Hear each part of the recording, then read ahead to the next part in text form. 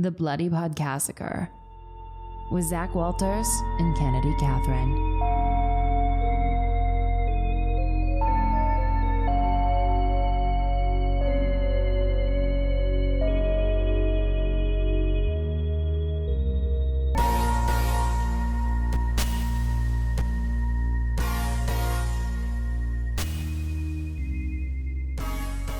Welcome. Go. I'm not doing this with you today of all days. You know what? I just feel in a giddy mood all of a sudden. I'm glad. I'm hurtling towards 30, so my hangovers last 4 days and day 2 right now. So I got a ways to go. But I feel chipper. I feel excited because we're here again for another episode of the Bloody Podcassacre. That's Zac Walters. And that's Kennedy Catherine. Thank you. You're more than welcome. This movie, how you feeling? I'm very pleased with the expectations that I set out for it because it's been a long time coming, and well, not relatively long. It's just because COVID made it feel forever. But it wasn't a failure in my mind, which is very nice. It wasn't a failure. No, not even slightly. Do you know what I was thinking about when I was thinking about oh wow, I don't know if I've ever waited for a movie for a long time, and it was an absolute disappointment. What? What? Did you say what or when? I said what because you said, do you know what I was thinking about? Oh, the movie New Mutants. New Moon? No, Twilight? Not Twilight. New Mutants. Oh, what is that? It was this spin-off series of an X-Men movie that just finally was released at the end of last year. Okay. They filmed it back in 2016, 2017. Anya Taylor-Joy is in it. Mm-hmm. Maisie Williams. Anyways, directed by the same guy who did Fault in Our Stars. And it was supposed to be this dark horror type X-Men movie. It was so bad. It was full of racism. Oh. It was full of bad CGI, bad everything. And they I know they did reshoots for it, and it's just why even just release this? It's universally known that it was not good. Oh yeah. Okay. This movie, awful. Everybody hates it. So I'm glad that I love this movie. Me too. Did you see that the movie that Sia made is doing worse than Cats on Rotten Tomato? Oh my God, this is the best news I've heard all day. Yeah. Cats is at 20%, and Music, I think it's called Music, is at 17. Good. Yeah. That's what it deserves. Good. As it should be. Ugh. I once waited so long for some reason. Oh, you know what's actually a really great example, and I feel like this probably isn't a popular opinion, but I was so excited for Once Upon a Time in Hollywood because it has an A-star cast, an A-star crew. But it was one of those movies that took on a number of ideations before it landed on the one that it was. And I think Quentin Tarantino had been in talks of making that movie for a long time. But then Sharon Tate's sister, I think, was involved. And at some point, I kind of lost the plot and I didn't know what it was going to be. And I disliked that movie so fiercely when I finally saw it. I haven't watched it yet because I haven't amped myself up for a almost 3-hour movie in which I know I'm probably not really going to care about. I'm not the biggest fan of those actors. The storyline doesn't interest me. It was well acted and it was well made, but the choices that they made creatively to change that story, something about that felt so disrespectful to me. I don't know. I was just not a fan of it. I also have complex feelings about Quentin Tarantino at this point. Sharon Tate. Yes. There was another movie. I have to look it up because I want to say the title of it. Was it the one with Hilary Duff? It's the one with Hilary Duff. Yep. Have you watched it? Or did I make you watch that opening scene in which she gets stabbed? No. Oh my God. It is absolutely hilarious. Really? She's supposed to be pregnant, and you can see, Sharon Tate was very but pregnant. she's wearing this sheer thing, and you can see that it's a pillow. No. Show me. I have to. What is it called? I don't remember. That's another one of those things. I think we talked about this in an episode about how as a society we need to let the Titanic go. As a society we need to let Charles Manson go. We do not need to let the Titanic go. Don't you dare say that to me ever again. Zac? Don't you dare. Kennedy Catherine? Can I tell you something? Don't you dare. Don't even... We're ending this conversation. You're the one who said it. Roll the tapes. Okay, it's one of those movies where it's we gotta let it go. We have to let it go. We just have to move past it. We will roll the tapes and you will feel ashamed of yourself. No. Okay. Well, oh my God. No. Oh, this is bad already. Look at 7 minutes into the movie, I've never made it past here. Look at Hilary Duff with her pillow. That's a pillow. That's a pillow. You know, it's not even like a silicone bodysuit. It's literally a pillow. She is smothered in ketchup and has a rope on her. You can see where the fake belly starts. Ugh, that's so... Why did they need... Why did somebody pan over that scene and say, shot's good, let's move on to the next one? Let's just make a slaughterhouse of a woman who was legitimately killed. Yeah, anyways, I've never seen any more of that because I have respect for Hilary Duff in my mind still. Oh my God, there's so many. There is. That's what I'm saying. Like, as a society, we just need to let Charles Manson go. He was a fucking wingnut, and who cares? Yeah. No, I agree. 100%. Thank you for your input. Thank you for your validation of Anyways. feelings. The movie that we are talking about today, as everybody knows now, is Saint Maud. Pop off, wig. It was directed and written by Rose Glass. Her first feature film. Oh, she's a delight. I love these movies where it's their first feature film and they like hit it out of the park. She's only 30. Don't tell me that. I know. That's like when I find out Megan Thee Stallion's only 24. No, she's not. What? No, she's 23. No, that's worse. She's just finishing university. God, when people younger than me are so successful, I just need to know why. And she's currently finishing her degree in university still. That's amazing. Good for her. She just turned 26. Anyways. Congrats, Megan Thee Stallion, on being 26. Yep. Love that for you. I turned 26 this year. Oh, yay. I had watched an interview with Rose. I'd watched pretty much everything there is in terms of press for this movie because, once again, COVID, there isn't a ton of it.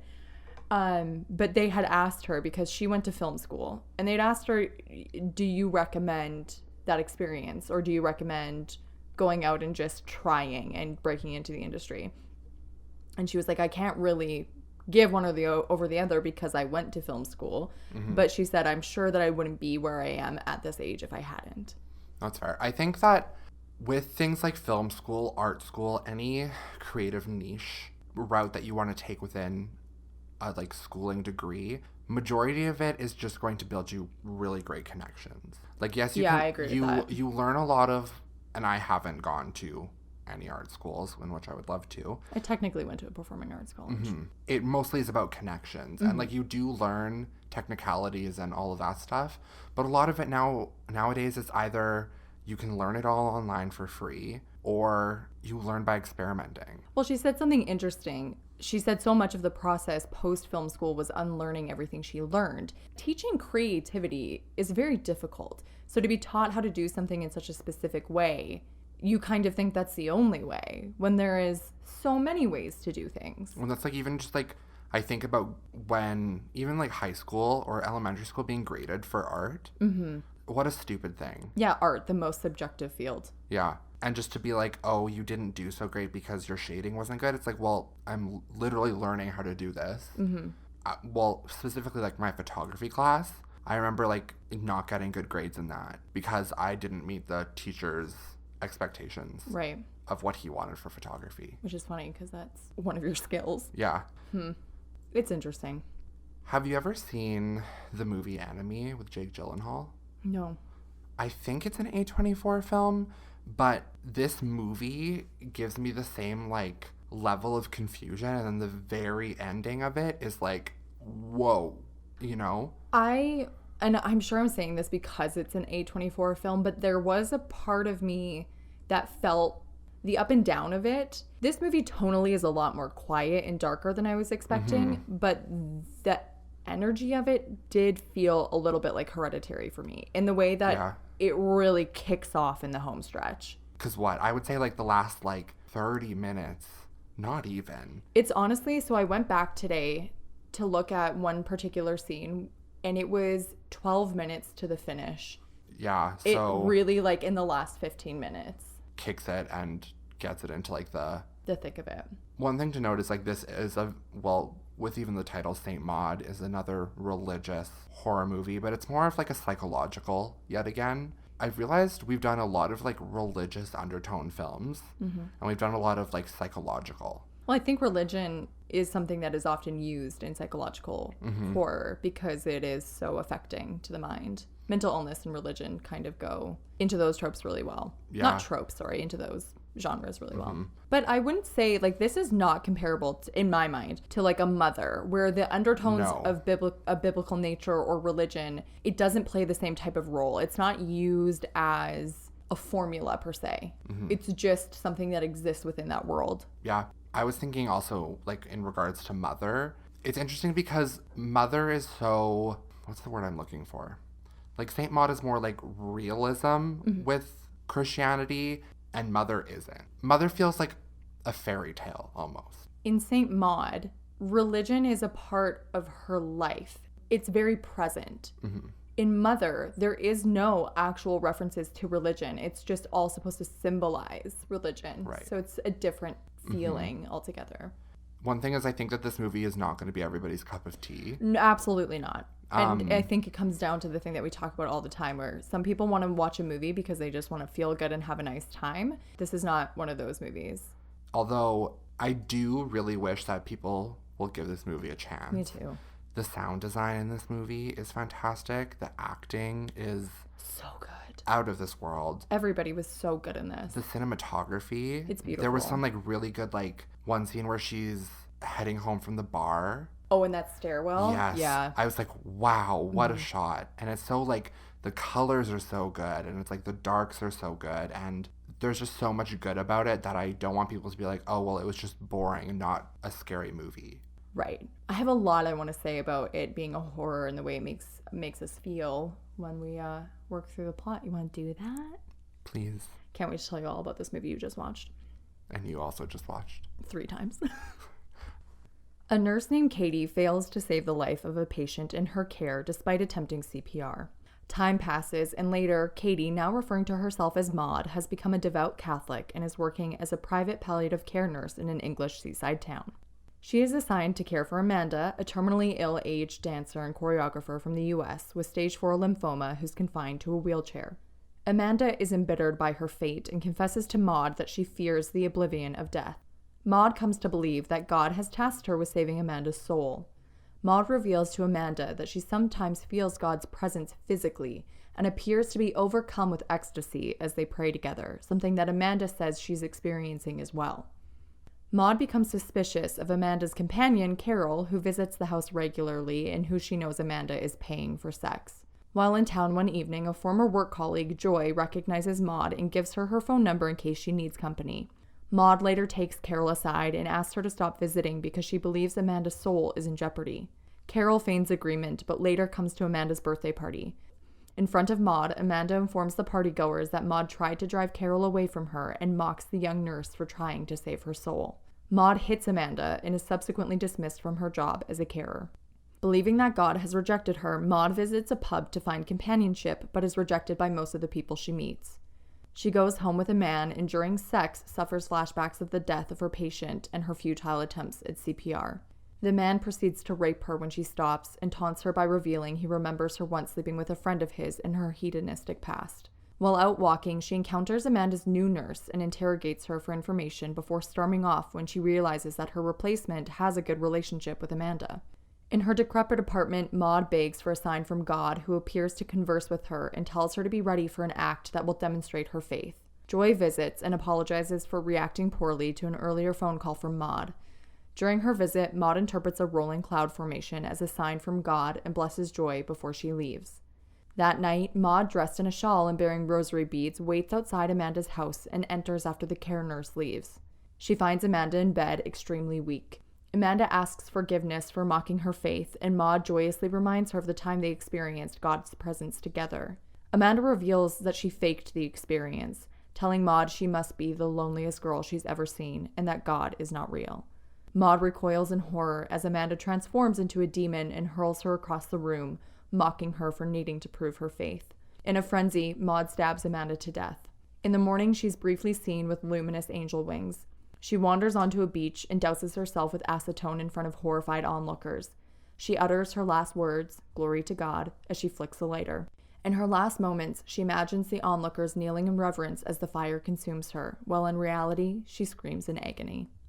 And that's the final shot. And that final shot. Whew! I screenshot it. It really reminded me of the shot in Mother. Yes. that last literal split second of a shot of this movie really is what made me make this movie like almost a 5 out of 5. 100%. Up until the last, I would say 15 minutes, I was feeling a little confused about the tone of the movie and like what I thought it was going to be. And then that whole thing in just that last like 2 seconds, that's when I texted you and I was like, I've changed my mind. Like, I love it. And I went back like a couple of times just to like slowly like shot by shot like kind of crawl through it. It happens so fast. Yes, it does. Literally a snap of a finger and the scene and movie is over. Because you're watching her have this delusion that all these people have fallen to their knees and they're praying to her in some sort of way. You hit the reality of it for like 1 second and it is a harsh reality. Yeah. Oh. They had a stunt woman actually set herself on fire. No. And then the last shot is just her CGI'd. Isn't that wild? Why not? You know what? I'm really sad I didn't get to see this movie in the theaters. Me too. Because I think it would have been such an experience. I think it would have been so affecting and impactful to not watch it in my house. It's just like it did it justice because of the movie is so good itself. But like just being like having that surround sound and seeing it on the big screen and like having some popcorn and peanut M&Ms, you know? Oh my god, yes, I love peanut M&Ms. Prefer almond, but peanut M&Ms are great too. Nut-filled chocolate. Yes. Yeah, okay. Chocolate-filled. Nut. No, it is the a wrong nut. one. It is a nut-filled chocolate. But it's a chocolate-coated nut. Why? Why? Wow. Why does it matter? It really doesn't, but I doesn't. would like that. Sometimes put them in my popcorn. Yes, I like Reese's Pieces. But then they get a little, I find with peanut M&Ms, they get a little too oily. Yeah. And then you're trying to get them and they're all in the bottom corner of the bag. Slippery slope. Do you ever put cheese on your popcorn? I do recommend shredded cheese. No. When I was a child, I thought it'd be good to put melted cheese whiz on. Oh. Because, I mean, I didn't know any different. I thought it was just going to be like a cheese queso sauce, you know? Oh, yeah. It didn't turn out that way. Because once you melt cheese whiz, it solidifies after time. And so it solidified pretty fast. Oh, yeah. I have so many things that I want to talk about. Okay, wait. Whew. Where to start? Let's start off with the tone of this movie. The tone of this movie is very sad, actually. It's pretty devastating, like for character development wise. There was this quote that so specifically summed up the way that I felt. One of the execs asked Rose Glass, like, how do you want people to feel at the end? And she said, I want them to feel guilty because you've been having a bit of a giggle thinking, well, isn't she strange? But anyone who does anything as extreme as this must be suffering. And that's the thing. Like, it's devastating. It's really a commentary on loneliness, and it is so sad. She really has nobody, and everybody that she interacts with in this film either brings up an old memory in which was not helpful or tears her down, like Amanda. Yeah. I have complex feelings about Amanda. I know, me too, because I feel like I can be Amanda. Oh, I think I've been Amanda. I see you as Amanda. I am Maud, obviously. Why do you should we go some for Halloween? Yeah. We should. Okay. Wait, why do you see me as Amanda? Just more, not the character itself as Amanda, more as Amanda's attire. Oh, yeah. It's you. Also, we look fairly similar. Yes. And I mean, she's much older than I am, but... Would you say I look like Maud? Yes. Spitting image. Yeah. It's in the eyes. It was really... It's in the eyes. I really resonated when it looked like a burnt Chris when she did, you know? That's when you That's felt when I was it. like, oh my when God. When she wrapped herself in the bedsheet, that's when I was like, Zac. It really just like went full circle. Like I finally saw myself in a film for once. Yeah. Well, so this contributes to my idea of the tone of this film because... Wow, we really just started... but I came full circle. Yes, you did. Baby, I wrapped it round. Jennifer Ely, who plays Amanda, is an actress that I've always really liked. And I was really excited to see her in something because I just haven't seen her in something in a long time. And her character is actually apparently like a very played down version of what she was originally supposed to be. She was supposed to be much older. She was supposed to be like a little bit more over the top. They decided that in order for Maud and her to like really relate, she couldn't be like a super campy older woman. It would have to be someone that Maud could obsess over more easily. But in the trailer, because she does have moments of real campiness, like where she's real like, oh, darling, and like smoking her cigarettes and stuff. I kind of had this idea of more of like a velvety, glamorous movie, and then it ends up being real grungy and dirty and dank and dark for so much of it, and I was not expecting that. Every time they showed the hospital scenes, I was like, what hospital basement are you working in? It was so, like you said, like gritty and dirty and like... And, well, there's the whole, like, there's a cockroach always. And, like, so, like, that just, like, adds to this, like, element of it being, like, I do not... And it's, like, I don't know exactly where it is set. They never say. No, but I'm assuming, the UK somewhere. Yeah, it's supposed to be an English seaside town. Which threw me off because I thought Coney Island was in the States. I did the same thing. I was like, am I missing something? There's just, like, almost like a amusement storefront that says Coney Island. That really threw me for a loop as well. Yeah, and so that I was like, oh, maybe they're in New York because that's not where Coney Island is. But even like the exterior, well, the outdoor scenes and everything, it's always gray and gloomy. Everything about this movie is dark, but not like Hereditary where it's like you're squinting to see everything. Also isn't. It's not like Hereditary in the way that this movie doesn't have a lot to be seen. No. Like, you're not looking for a lot of small detail and things here and there. Like, you see what you need to see. There isn't a lot of actual horror in this movie. No. There's 2, 3 instances maybe. 2. One I gasped because I was not expecting it. It was the chest CPR scene. Yes. So there is this moment where Maud is having sex consensually until it turns. Yeah. And when she has the flashback, she's on top of this guy, and then she's using her hands to support herself on his chest, like as it looks like she's doing compressions. Right. Like his sternum just cracks. Snaps into his body, and he starts bleeding from his mouth, and I just audibly was like, because I was just like not expecting it. Right. And that was a delusion. That didn't actually happen. She was just having flashbacks to when it kind of tied it full circle for her story. That's actually what happened, because it never explicitly states that she killed somebody because she failed to do CPR properly. No, it doesn't. But you kind of like from that scene put 2 and 2 together. From that scene and the conversations that she has with her old coworker and stuff, you can kind of infer from that that is what happened. Yeah. What is your favorite scene from this movie? Do you have one? Gosh, there's so many. There was this moment. First of all, there's a lot of really good scenes, and there's a lot of really good scenes that contribute to the horror aspect of it that I really enjoyed. And one of those scenes that I couldn't stand, loved, but was horrible for me, this is not my favorite scene, was when she was peeling the scab off of her hand. Oh my God. I don't know what order our episodes are going to come out in, but we did the movie Green Inferno, which was an incredibly violent cannibal film. None of that turned my stomach as much as her peeling the scab off of her hand. Because she wouldn't stop. It lasted a very long time. And she was just like kept going and going, and you were like, Maud, I need you to stop. Please. We watched you put it onto that really fancy burner. The fanciest burner. Really fancy. I really liked it. Kind of looked like a pancake maker. I was thinking this myself. I love the added protection of a lid on a stovetop. Yeah, but it must be constantly hot, obviously. Or she turned it on before we saw. Okay, well, I just thought maybe... I don't know, can people in the UK afford to have their ovens on all the time? Their stoves on? Hey, write in. Write in. We know that your teeth aren't great, but can you also keep on your... Say that. Jesus. Well? I mean, fluoride in the water. It's okay. Our 0.1% of our listens come from the UK, so I think we're fine. Hello, governor. I'm leaving all of that in. Yeah, that was bad. Oh, sorry. I was talking about my favorite scene, and then I was just looking at you as if say something. So Maud does these acts of violence against herself as an atonement towards God and her being a religious follower and disciple. And so the reason she gets the scabs, like we said, is because she burns herself. Did the scene where she put the nails into the photo, into her shoe, and then stepped into it, did that irk you at all? No. And I think it's just because I couldn't really picture it. Like, there was not...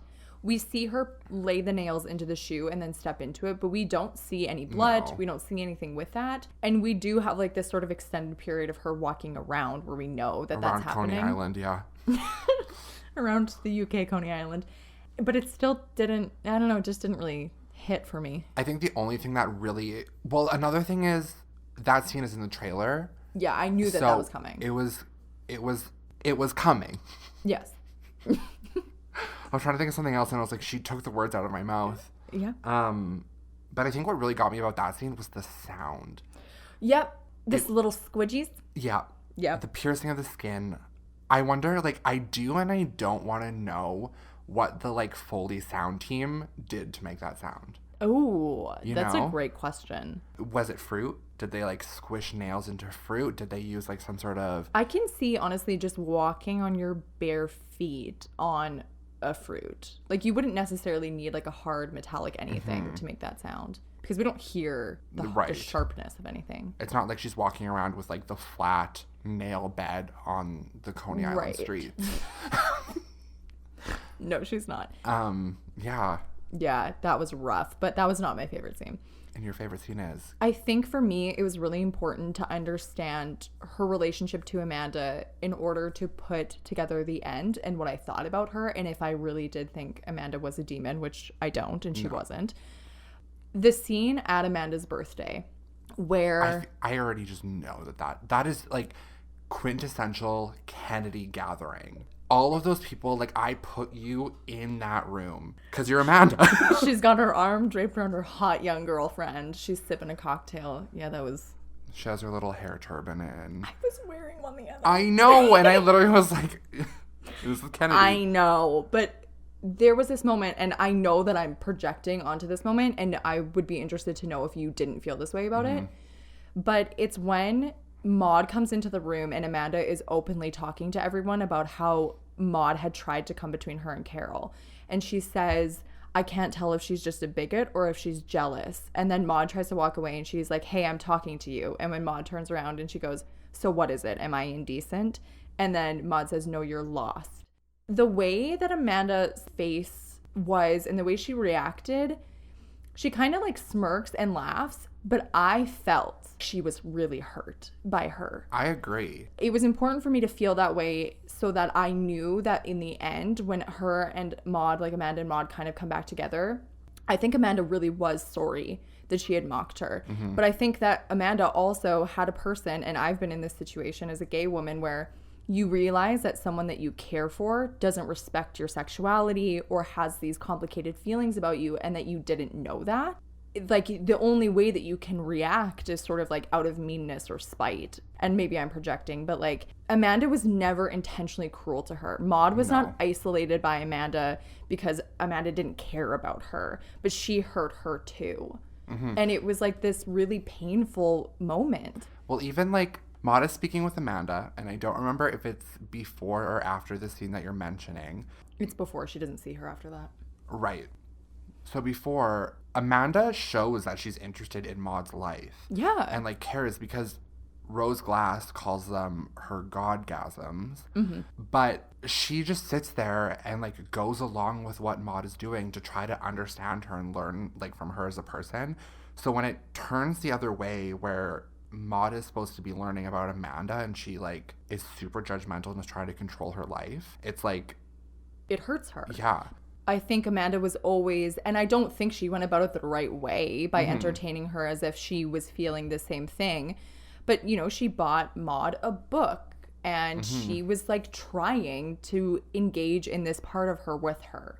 And go ahead. No, I was just going to say, the movie makes it seem like Amanda is the villain of this film, when in reality, Maud is the villain because she's hurting herself the whole time. Oh, yeah. It's because it's because of like her loneliness and because she's so unwell because of everything that has happened, that she has like all of these negative feelings in her own mind. I wouldn't even say that like any one person, Maud included, is a villain in this story. I think it's all just, she's so mentally unwell. Yeah.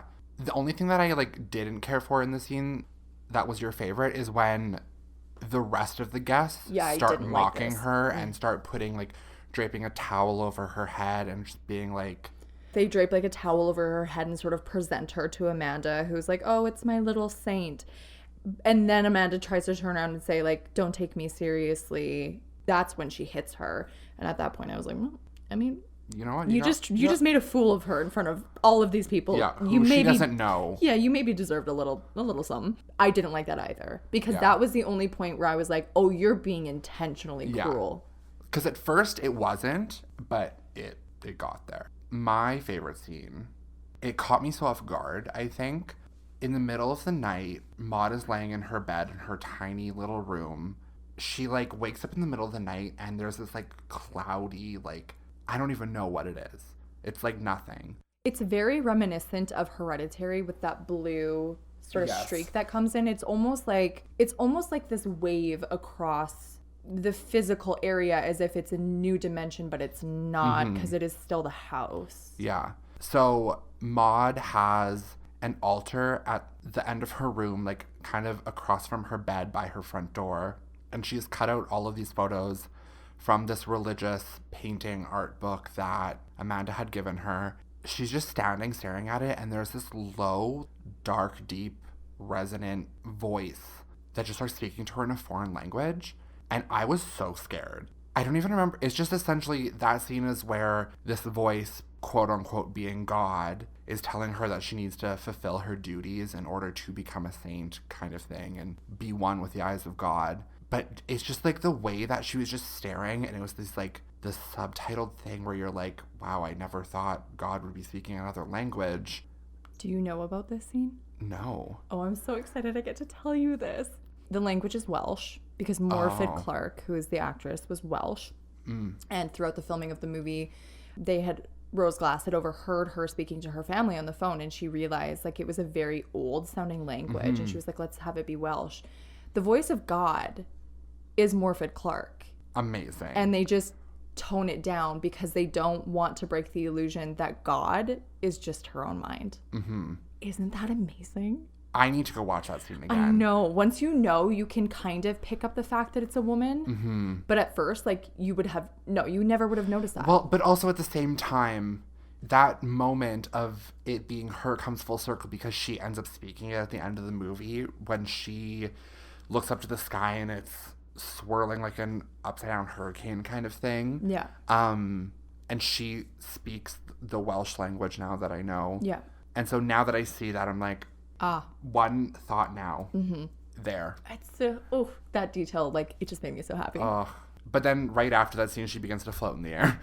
Yeah, that was the one thing that I was like, what was the point? I know. But also the first time that she got her wings was so unexpected. So unexpected. She has these, like, fairy wings, almost.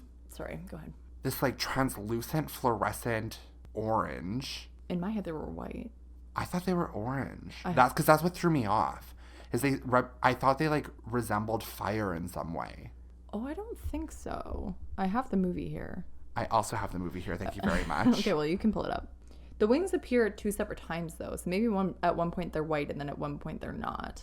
Because the wings appear when she's catching on fire. But they also are in the room at one point. I think part of the reason why she floats, this is just a theory that I'm thinking of right now, is because every time that Maud thinks that God has given up on her and she kind of finds her way back, she experiences one of her quote-unquote Godgasms. And I wonder if that was sort of like the most physical representation of her feeling that. And one thing that I read that I thought was interesting, because I really wondered about this, when she opens her mouth and like her eyes kind of bug out, it's one specific scene where she's in the kitchen and then she gets interrupted, because there's multiple times where she experiences this Godgasm, but there's one moment where she's standing in the kitchen and it comes over her and they have a shot sort of like above her. It's so out there, but it actually was CGI. They like manipulated her features. I figured as much, just because like there was certain parts where it was like there's no way she could unhinge her jaw like that. No, or like bulge her eyes out that much. And apparently she was wearing colored contacts at different times to signify different things. I gotta say, I didn't notice that. Nope. Have you Googled or researched what the cockroach was? No.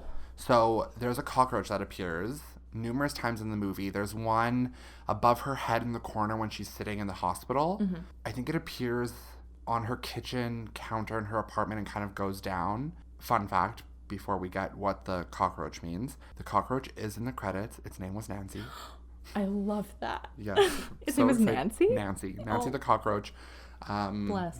Did a very well job. Very good job. I did not speak well English. Nancy did do a very well job.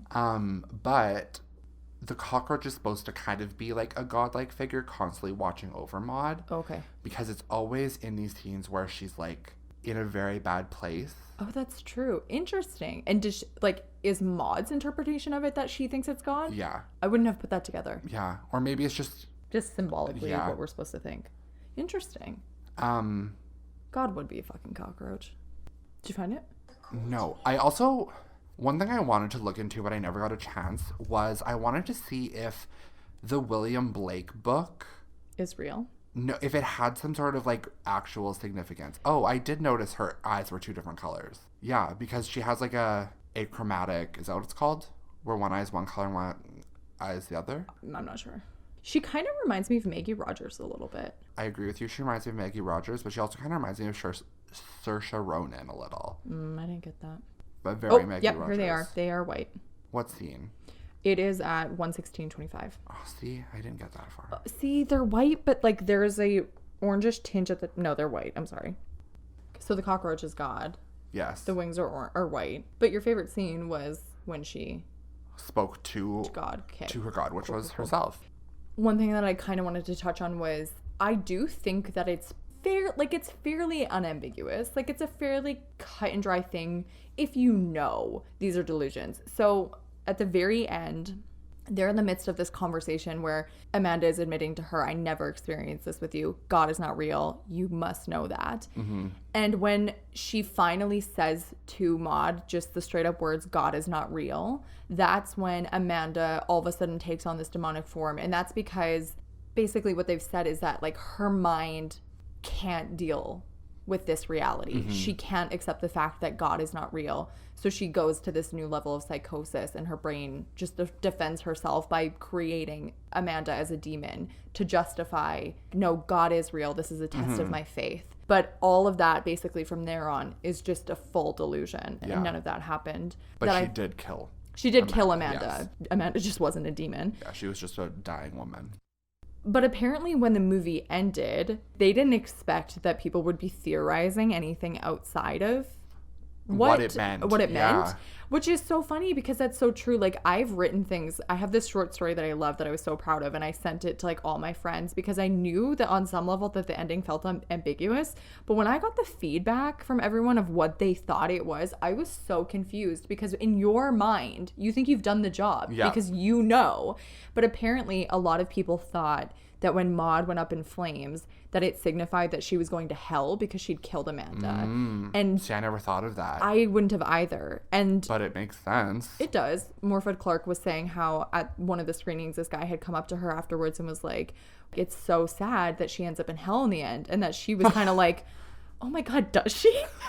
Until, no, like, all this whole religion thing, this is not supposed to be a commentary on whether or not religion is real. We're supposed to think that all of these religious experiences are delusions. I did see that there was an interview with Rose Glass being like, there is nothing more to this movie. I feel like filmmakers are always having to be like, it's not as smart as you think it is. I know. It's because I think we're trained so much in the past however many years that there has to be this underlying meaning of movies. Yeah. Where when something's just like point blank, you're like, that's not right. That can't be it. That is not factually correct. This is like in the first episode of our podcast when we were talking about that stupid movie, I See You. I See You, yeah. Where you're like, yeah, and there was this plot twist. I was like, yeah, I didn't get it. And it was the most straight up thing, but it was because my brain couldn't accept that it was simply just that. Yeah. I do remember that. Wow. I feel like I could talk about this forever, and yet I don't know what else there is to say. I know. I just feel like I have nothing but praise for it, is what it is at the end of the day. How do you feel about people not wanting it to be classified as a horror? I think I'm okay with that. There is horror elements to it. I don't know if I would put it in strictly horror. Yeah. I would put it as a psychological thriller at the end of the day. And a drama, I think, as well. Yeah. When you realize the fact that it's all because of her mental illness, it takes a step away from being horror because that's real, you know? And like, sure, the things were scary in a sense, but it's like, that's just the way she was thinking and had to cope. You know what it kind of reminds me of is this movie that we both recently watched on Netflix called Relic that had really scary aspects to it, but it was actually filmed as like an artistic interpretation of dementia. And once you realize that that's what they're trying to portray, it really takes a lot of the horror out of it, and it just makes it a tragedy in a lot of ways. Yeah, but that ending of that movie, I loved. Relic? Yeah. Me too. I thought it was the last beautiful. 20 minutes of that movie was fantastic. I don't know that I entirely recommend it, but I enjoyed it. No. It's a very, like... It's a slow burn. Yeah. It's interesting to see a lot of people take horror and mix it with mental illness in a way and use it as a...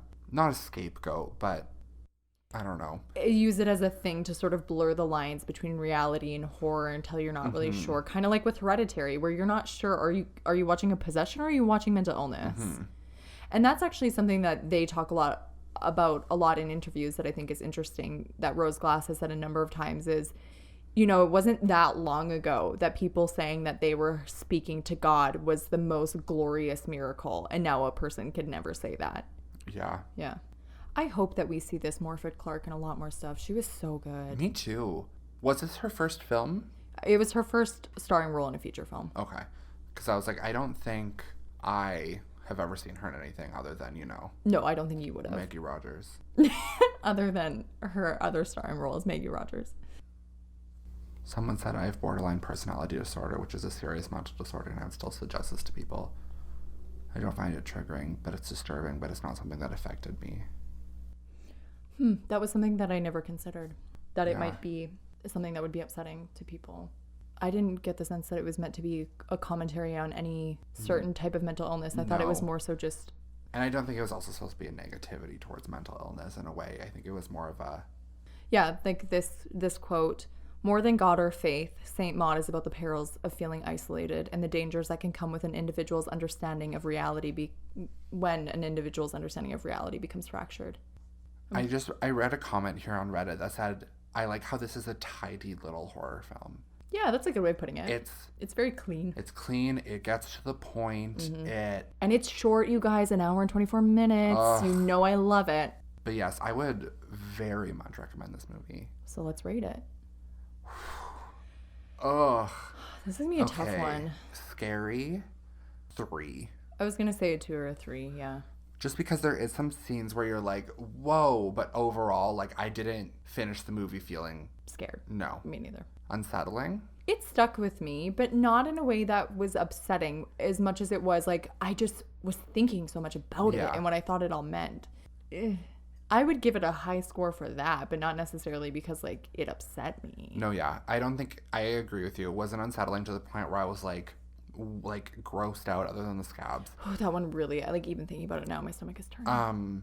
Part of me wants to say, like, a 7 for how much I was thinking about it after. Because, yeah, I think I'm going to give it about a 7, too. Maybe a 6. This is maybe the closest we've ever been in our ratings to something. Overall? I was like, what's next? I think it's overall. Right? What's our rating systems? No, I feel like there's one more. Scary. Creativity? No. Is it just... Maybe it's just 3. You guys, what the fuck is our rating system? Is it a paper cut or is it a bloody massacre? I don't know. Oh, story. Story. Oh, you got it. Poof, my brain. Big and shiny. Mine... Nothing. No thoughts, head empty. Story. Ooh, good. I would say probably an 8. I would say that too. An 8 or an 8.5. I think it was one of those movies that perfectly balanced giving us characters with great substance, but we didn't need to have their entire backstory. No.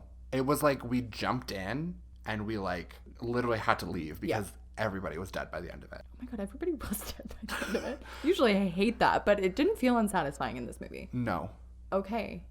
Was it a paper cut? Or is it a paper cut? Or is it a paper cut? Or is it a bloody massacre? Oof. This is tough. This is tough. Because I agree with some of the... I wouldn't call it criticism necessarily, though I think some people are treating it as criticism. That I don't know that this necessarily is a horrifying movie. No. Or a horror movie in general. Shit. I'm like one step away from a bloody massacre. Yeah, like I'm the one that escaped the bloody massacre, but I have to live with it for the rest of my life. And you know what? I'm okay with it because you get some great content out of it. Yeah. Trauma that builds, as we say. I don't know what, like, when I put it into my Letterboxd rating, I only gave it a 4.5 out of 5. And I think it's because I didn't fully have the realization that it was a 5 out of 5 movie. you know? I agree with that, though. The first time I watched it, it's not that I felt indifferent, but I just didn't know yet that I loved it. Yeah. It took me a second to sit with it. And I really think what it is it's that last snap of a shot that it got me. It just really gets you. Mm-hmm. Ugh. I feel like we've been recording for 5 minutes because I love this one so much. I thought you were going to start crying. No. Have you ever cried at a horror movie? Yes, I have, actually. A weird one. It's called Last House on the Left, maybe? The one with, I was going to say Sarah Palin. Sarah whatever. Monica Potter is the mom. Sarah Paxton. See, I was like, Tony Goldwyn is the dad and Monica Potter is the mom because I know only people of a certain age. That movie, I cried for some reason. I can't remember why. Have you? Yeah, Midsommar. Oh, Hereditary, too. Not the first time, but I think the second time I watched it when Toni Collette's like crying about her dead daughter. Yeah. I just cry when Danny's in her little dress and she's hauling past the fire. The music and everything makes me so happy for her. Right. And I'm sad at the same time. I can't wait for us to do Midsommar so that you can really shine. What? I love it. I know you do. One time I puked during a movie. That was probably the most extreme reaction.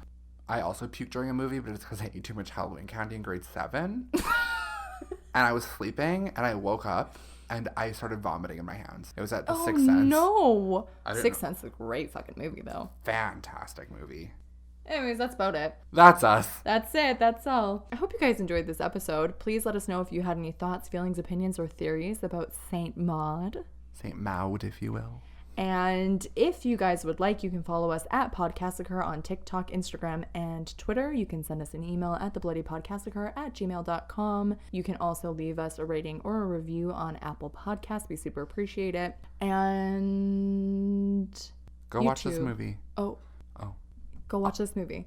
Okay. Well, that's it. That's all. Until next time. Your savior is coming.